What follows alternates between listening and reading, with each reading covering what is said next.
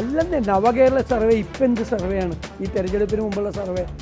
അത് പാർട്ടി എങ്ങനെയാവണത്? അത് ഗവൺമെൻറ് പ്രഖ്യാപിച്ചിരിക്കുന്ന പദ്ധതി, ഗവൺമെൻറ്റിൻ്റെ പണം ഉപയോഗിച്ചുകൊണ്ട് ഗവൺമെൻറ് പൈസ കൊടുത്തുകൊണ്ട് പാർട്ടിക്കാരെ വെച്ചുകൊണ്ട് സർവേ നടത്തിയാൽ സർക്കാരിന് അവർ വേണമെങ്കിൽ സർവേ നടത്തുമോ, CPM സർവേ നടത്തുമോ, LDF സർവേ നടത്തുമോ, ചെയ്യുന്നതിലൊന്നും ഞങ്ങൾക്ക് യാതൊരു പരാതിയില്ല. അതൊക്കെ പൊളിറ്റിക്കൽ വർക്കാണ്. പക്ഷെ നാട്ടുകാരുടെ ചിലവിൽ ഞാനും നിങ്ങളും കൊടുക്കുന്ന നികുതി പണം ഉപയോഗിച്ച് ആ പണം ഉപയോഗിച്ച് പാർട്ടി പ്രവർത്തകരെ വെച്ച് സർവേ നടത്തിയാൽ ഞങ്ങൾ എതിർക്കും. ഞങ്ങൾ നിയമപരമാവും രാഷ്ട്രീയവുമായി അതിനെ നേരിടും.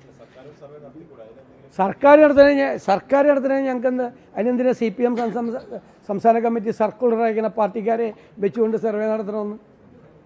സർക്കാരിൻ്റെ കാര്യത്തിൽ CPMന് എന്താ കാര്യം? CPM സംസ്ഥാന സെക്രട്ടറിക്ക് എന്താ കാര്യം? എന്തിനാണ് ഇങ്ങനെ ഒരു സർക്കുലർ അയച്ചത്?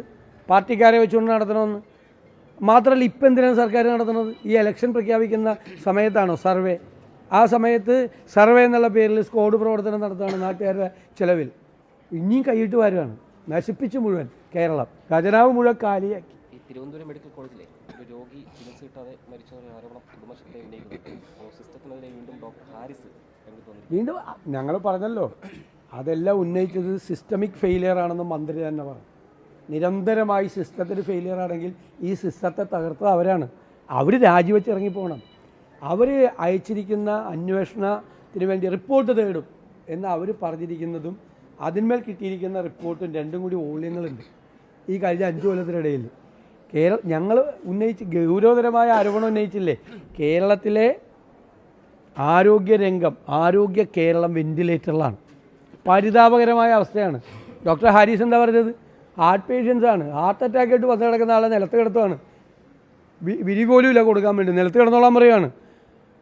അല്ലാത്ത അസുഖം വന്നോ മരിച്ചു പോകും അവിടെ കിടന്നു കഴിഞ്ഞിട്ടുണ്ടെങ്കിൽ. ഗവൺമെൻറ് പറയുന്നത് ഇപ്പോൾ അതീവ ദരിദ്രരില്ലാത്ത സംസ്ഥാനമാണ്. നിങ്ങൾ അട്ടപ്പാടിയിലൊക്കെ ഒന്ന് പോയി കാണാൻ പറയാം മന്ത്രിമാരോട് അവിടുത്തെ സ്ഥിതി.